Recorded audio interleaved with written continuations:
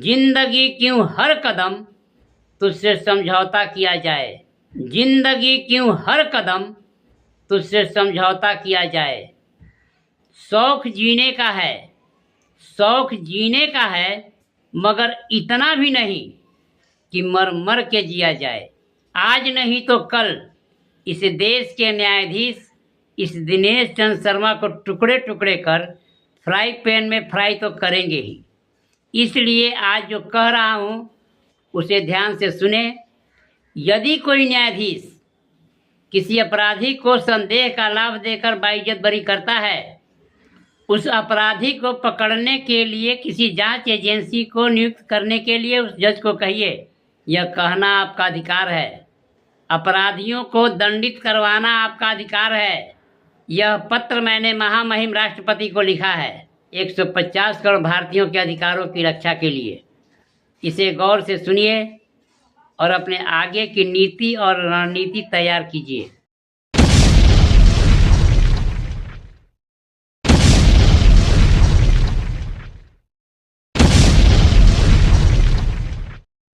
सेवा में महामहिम राष्ट्रपति भारत सरकार।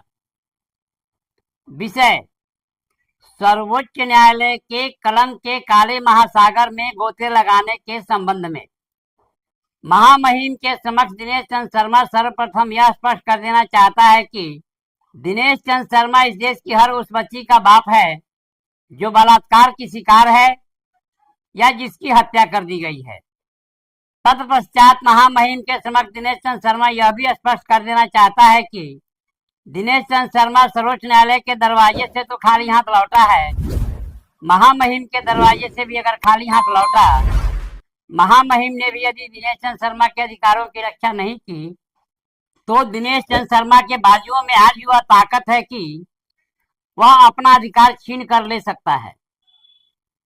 पर किसी भी देश, किसी भी राज्य के नागरिक का यह पहला कर्तव्य है कि वह अपने संविधान का सम्मान करे, अपने संविधान की रक्षा करे। अतः दिनेश चंद्र शर्मा आज अगर खामोश है तो उसका कारण है केवल और केवल मात्र भारतीय संविधान का सम्मान। 20 नवंबर सन 2014 दिन गुरुवार को एक 7 वर्षीय बच्ची पिथौरागढ़ से हल्द्वानी अपने परिवार के साथ एक शादी समारोह में आती है और उसका अपहरण हो जाता है। काठगोदाम पुलिस स्टेशन हल्द्वानी में उसकी गुमशुदगी का एफआईआर दर्ज होता है।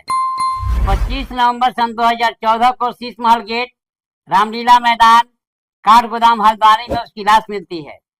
उसके पोस्टमार्टम रिपोर्ट में बलात्कार और हत्या की पुष्टि होती है।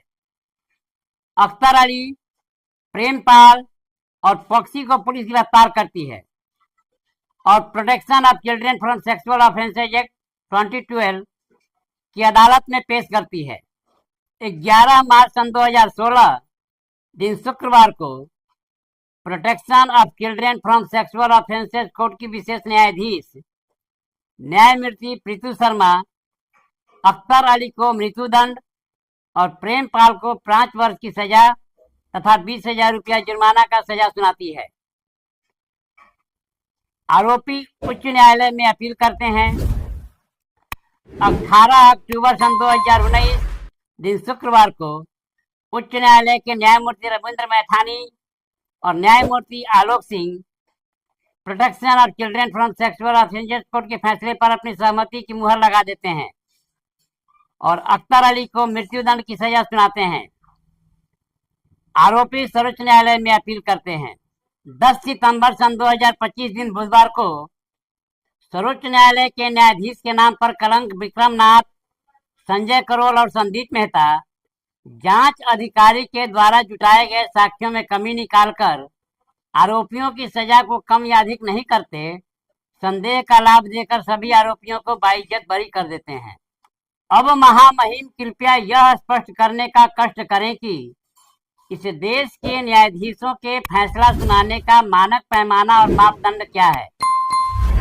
जांच अधिकारी के द्वारा जुटाए गए जिन साक्ष्यों और गवाहों को आधार मानकर, पर्याप्त और प्रमाणिक मानकर पोक्सो कोर्ट और हाई कोर्ट ने अख्तर अली को मृत्युदंड की सजा सुनाई, उन्हीं साक्ष्यों और गवाहों को सुप्रीम कोर्ट ने अपर्याप्त और अप्रमाणिक कैसे माना, और उन साक्ष्यों और गवाहों में सुप्रीम कोर्ट ऐसा क्या तलाश रहा था जो उसे नहीं मिला, और उसने अख्तर अली की सजा को कम या अधिक नहीं किया, सीधे संदेह का लाभ देकर बाइज्जत बरी कर दिया।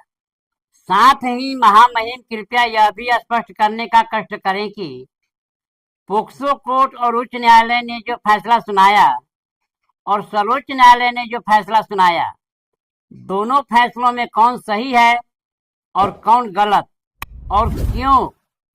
साक्ष्य अगर अपर्याप्त और अप्रमाणिक थे तो पोक्सो कोर्ट और हाई कोर्ट ने उसे पर्याप्त और प्रमाणिक क्यों माना, और जिन साक्ष्यों और गवाहों को पोक्सो कोर्ट और हाई कोर्ट ने पर्याप्त और प्रमाणिक माना, उसे सुप्रीम कोर्ट ने पर्याप्त और प्रमाणिक क्यों नहीं माना। क्या कानून की जिस किताब को सुप्रीम कोर्ट के न्यायाधीशों ने पढ़ा है, कानून की उस किताब को पोक्सो कोर्ट और हाई कोर्ट के न्यायाधीशों ने नहीं पढ़ा है। पोक्सो कोर्ट, हाई कोर्ट और सुप्रीम कोर्ट के फैसलों में इतना विरोधाभास क्यों, ब्लैक एंड व्हाइट की तरह विरोधाभास क्यों, सफेद और काला की तरह विरोधाभास क्यों, एक दूसरे के उल्टा क्यों। महामहिम कृपया यह स्पष्ट करने का कष्ट करें। न्यायाधीशों के फैसलों में इस तरह का मतभेद इस देश को स्वीकार्य नहीं। सर्वप्रथम तो न्यायाधीशों की नियुक्ति ही उनकी बौद्धिक क्षमता के आधार पर हो। ब्रेन मैपिंग टेस्ट और नार्को पॉलीग्राफ टेस्ट के लिए पुलिस को पूरी छूट मिले, अन्यथा इस देश, इस राष्ट्र का पतन निश्चित है। इस देश, इस राष्ट्र की सभ्यता और संस्कृति का पतन निश्चित है। महामहिम कृपया यह भी स्पष्ट करने का कष्ट करें कि साक्ष्यों और गवाहों को पर्याप्त और प्रमाणिक मानने का न्यायाधीशों का मानक पैमाना और मापदंड क्या है। महामहिम की विद्वता पर दिनेश चंद्र शर्मा को कोई संदेह नहीं, पर प्रसंगवश यह आवश्यक हो जाता है कि दिनेश चंद्र शर्मा न्याय की परिभाषा को परिभाषित कर दे। न्याय की परिभाषा को जब हम परिभाषित करते हैं तो पाते हैं कि किसी भी व्यक्ति या किसी भी जीव के अधिकारों की रक्षा ही न्याय है। अब प्रश्न यह है कि किसी भी व्यक्ति या किसी भी जीव का अधिकार क्या है। तो यहाँ यह स्पष्ट करना आवश्यक है कि किसी भी व्यक्ति या किसी भी जीव का अधिकार उस देश, उस राष्ट्र का संविधान अपने देश, अपने राष्ट्र के नागरिकों के समान जीवन जीने के लिए जो मानक पैमाना और मापदंड निर्धारित करता है, वही उस देश, उस राष्ट्र के व्यक्ति या जीव का अधिकार है, और उन अधिकारों की रक्षा ही न्याय है। न्याय में जब तेरा मेरा, इसका उसका, छोटा बड़ा, ऊंच नीच का समावेश हो जाता है तो वह न्याय न्याय नहीं रह जाता, वह अन्याय में बदल जाता है। 1 रुपये को यदि 2 व्यक्तियों में बांटना है तो दोनों को 50-50 पैसे देना न्याय है, और एक को 49 पैसा और एक को 51 पैसा देना अन्याय। विशेषाधिकार के नाम पर अन्याय को न्याय के रूप में परिभाषित करना ही हमारे संविधान को श्रेष्ठता प्रदान करता है।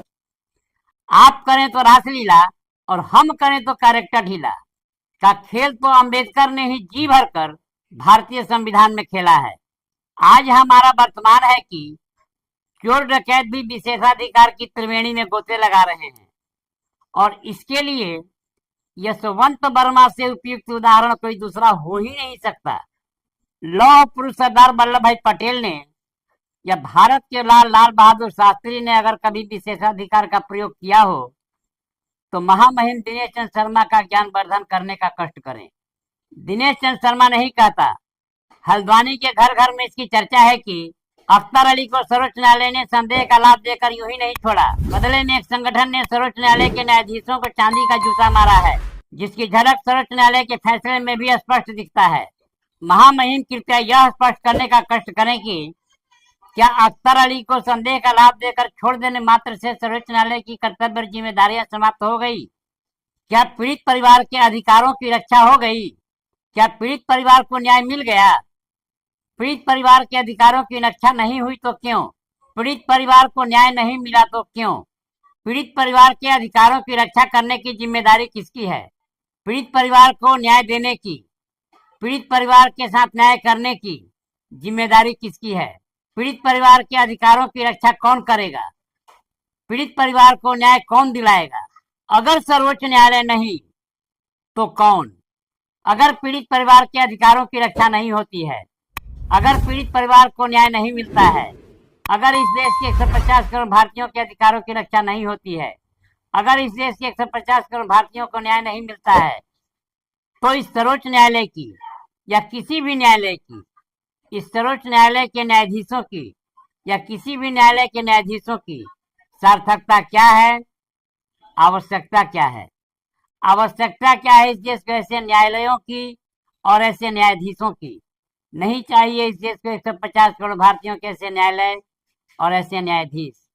क्या उस अपराधी को पकड़ने की और उसे सजा देने की सर्वोच्च न्यायालय की जिम्मेदारी नहीं है, जिसने एक 7 वर्षीय बच्ची की बलात्कार और हत्या की है?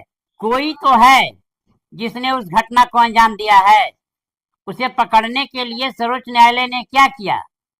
अगर नहीं किया तो क्यों नहीं किया? क्या उसे पकड़ना आवश्यक नहीं है? क्या उसे सजा देना आवश्यक नहीं है? क्या वह पुनः किसी दूसरी घटना को अंजाम नहीं देगा? उसे पकड़ने के लिए सर्वोच्च न्यायालय ने किसी जांच एजेंसी को जिम्मेदारी क्यों नहीं सौंपी? सर्वोच्च न्यायालय की कार्यशैली प्रमाणित करने के लिए पर्याप्त है कि सर्वोच्च न्यायालय अख्तर अली को बचाना चाहता है, क्योंकि सर्वोच्च न्यायालय ने अख्तर अली को बचाने का कीमत लिया है। अगर नहीं तो सर्वोच्च न्यायालय असली अपराधी को पकड़े और उसे दंडित करे। सर्वोच्च न्यायालय असली अपराधी को कैसे पकड़ेगा और उसे कैसे दंडित करेगा, यह सर्वोच्च न्यायालय की जिम्मेदारी है, दिनेश चंद्र शर्मा की नहीं। अन्यथा सर्वोच्च न्यायालय अपराधियों से पैसे लेकर उन्हें छोड़ने के कलंक के इस काले महासागर में तब तक गोते लगाता रहेगा जब तक वह असली अपराधी को नहीं पकड़ता और उसे दंडित नहीं करता। दिनेश चंद्र शर्मा न्यायाधीश नहीं है। सच और झूठ को परखना दिनेश चंद्र शर्मा का काम नहीं है, यह महामहिम का काम है, महामहिम के न्यायाधीशों का काम है। महामहिम क्या करेंगी या नहीं करेंगी, यह महामहिम की कर्तव्य और जिम्मेदारी है। दिनेश चंद्र शर्मा को तो बस इतना ही याद है कि 26 नवंबर सन 2023 संविधान दिवस के अवसर पर इन्हीं न्यायाधीशों को संबोधित करते हुए महामहिम ने कहा था। महामहिम ने क्या कहा था, यह दिनेश चंद्र शर्मा को बताने की आवश्यकता नहीं है। स्वयं महामहिम की कसौटी पर ये न्यायाधीश कितने खरे हैं, यह दिनेश चंद्र शर्मा को बताने की आवश्यकता नहीं है। एक नहीं, ऐसे 1000 मामले दिनेश चंद्र शर्मा महामहिम के संज्ञान में ला सकता है जिसमें पीड़ित परिवारों की अधिकारों की रक्षा नहीं हुई, पीड़ित परिवारों को न्याय नहीं मिला। चांदी का जूता खाकर न्यायाधीशों ने अपराधियों को छोड़ दिया। सर्वोच्च न्यायालय का तो कोई जवाब ही नहीं। याकूब मेनन जैसे आतंकवादियों के लिए तो रात के 2 बजे भी सर्वोच्च न्यायालय का दरवाजा खुल जाता है। दीपक मिश्रा, प्रफुल्ल सिंह पंत, अमिताभ राय, 3 जजों का बेंच बैठ जाता है। रात में ही एक नहीं, 2 बेंच बैठ जाता है। यह है इस देश के सर्वोच्च न्यायालय की सर्वोच्चता, सर्वोच्च न्यायालय के इतिहास का काला अध्याय, सर्वोच्च न्यायालय के न्यायाधीशों का काला अध्याय, काला सच। शरजील इमाम जैसे आतंकवादियों को जमानत देने के लिए सर्वोच्च न्यायालय के न्यायाधीशों को मिर्गी के दौरे पड़ रहे हैं। सर्वोच्च न्यायालय के पास समय ही समय है, पर इस देश, इस राष्ट्र के हित में माननीय अश्विनी उपाध्याय के PIL पर सुनवाई करने के लिए सर्वोच्च न्यायालय के पास समय नहीं है। माननीय अश्विनी उपाध्याय के PIL पर सुनवाई करने के लिए सर्वोच्च न्यायालय के पास केवल और केवल मात्र तारीख पर तारीख है। यह है इस देश के सर्वोच्च न्यायालय के न्यायाधीशों का राष्ट्र प्रेम, देश प्रेम और सर्वोच्च न्यायालय के न्यायाधीशों का काला अध्याय, काला सच। न्यायमूर्ति जगमोहन लाल सिन्हा, जिन्होंने इंदिरा गांधी की औकात उस समय बताई जब इंदिरा गांधी इस देश की प्रधानमंत्री थी। न्यायमूर्ति SM सिकरी, न्यायमूर्ति JN सेलट, न्यायमूर्ति KS हेगड़े, न्यायमूर्ति AN ग्रोवर, न्यायमूर्ति AK मुखर्जी, न्यायमूर्ति P जगमोहन रेड्डी और न्यायमूर्ति HR खन्ना। केशवानंद भारती बनाम केरल राज्य की बेंच में यदि नहीं होते तो इस देश का इतिहास ही कुछ और होता। इस देश की स्थिति पाकिस्तान, श्रीलंका और नेपाल से भी बदतर होती। भारतीय संविधान को पूरी तरह बदलने के लिए इंदिरा ने अपने तरफ से कोई कोर कसर नहीं छोड़ा था। न्यायाधीशों के इतिहास का वह नाम जो स्वर्णाक्षरों में लिखा गया, जिसके आगे सर झुकाना नहीं पड़ता, नाम सुनकर ही सर झुक जाता है। आज इस देश में बढ़ते अपराध के लिए यदि कोई जिम्मेदार है तो केवल और केवल मात्र इस देश की न्याय प्रणाली और न्यायाधीश। आज इस देश की प्रगति में सबसे बड़े बाधक हैं तो केवल और केवल मात्र इस देश के न्यायाधीश। आज इस देश में जो भी आतंकवादी घटनाएं घट रही है उसके लिए यदि कोई जिम्मेदार है तो केवल और केवल मात्र इस देश के न्यायाधीश। सर्वोच्च न्यायालय के न्यायाधीश कितने बड़े नीच, निकम्मे, नालायक और नमक हराम हैं, इसे प्रमाणित करने के लिए केवल और केवल मात्र एक नाम पर्याप्त है, कपिल सिब्बल, जो राज्यसभा सांसद भी है और सर्वोच्च न्यायालय में वकालत भी करता है। या तो सर्वोच्च न्यायालय के न्यायाधीशों ने एडवोकेट एक्ट 1961 आर्टिकल 49(1) से नहीं पढ़ा है, या फिर पढ़े लिखे कानूनविद गधे हैं जो न्यायाधीश की कुर्सी पर बैठ के न्याय की देवी की साड़ी खींचते हैं, न्याय की देवी का बलात्कार करते हैं। न्यायालय के नाम पर एक कलंक है सर्वोच्च न्यायालय, एक काला धब्बा है सर्वोच्च न्यायालय, एक काला अध्याय है सर्वोच्च न्यायालय। सर्वोच्च न्यायालय का हत्यारों, बलात्कारियों और आतंकवादियों को जमानत देने के लिए मिर्गी का दौरा पड़ने का और साक्ष्य में कमी निकालकर बाइज्जत बरी करने का एक काला इतिहास है। महामहिम के समक्ष दिनेश चंद्र शर्मा यह स्पष्ट कर देना चाहता है कि वह पोक्सो कोर्ट और हाई कोर्ट के फैसले का सम्मान करता है और सर्वोच्च न्यायालय के फैसले को ठोकर मारता है। अतः महामहिम कृपया यह स्पष्ट करने का कष्ट करें कि दिनेश चंद्र शर्मा पीड़ित परिवार को उसका अधिकार मिलेगा या नहीं मिलेगा। दिनेश चंद्र शर्मा पीड़ित परिवार को न्याय मिलेगा या नहीं मिलेगा। यदि मिलेगा तो उसके लिए दिनेश चंद्र शर्मा पीड़ित परिवार को और कितना इंतजार करना होगा। 12 वर्ष तो दिनेश चंद्र शर्मा पीड़ित परिवार ने इंतजार कर लिया, अब और कितना समय चाहिए महामहिम को, क्योंकि न्याय तो दिनेश चंद्र शर्मा पीड़ित परिवार को चाहिए। इस देश के नागरिक होने के अधिकार के रूप में न सही तो छीन कर ही सही, भारतीय संविधान का पालन करते हुए न सही तो भारतीय संविधान का उल्लंघन करते हुए ही सही। दिनेश चंद्र शर्मा को न्याय तो चाहिए, पीड़ित परिवार को न्याय तो चाहिए। महामहिम को पीड़ित परिवार के अधिकारों का रक्षा करना होगा। यहाँ होगा की बात होती है, किसी किंतु परंतु की बात नहीं होती। वंदे मातरम। यदि यह समाचार आपको किसी प्रकार उपयोगी लगा हो तो चैनल को लाइक, शेयर और सब्सक्राइब करें।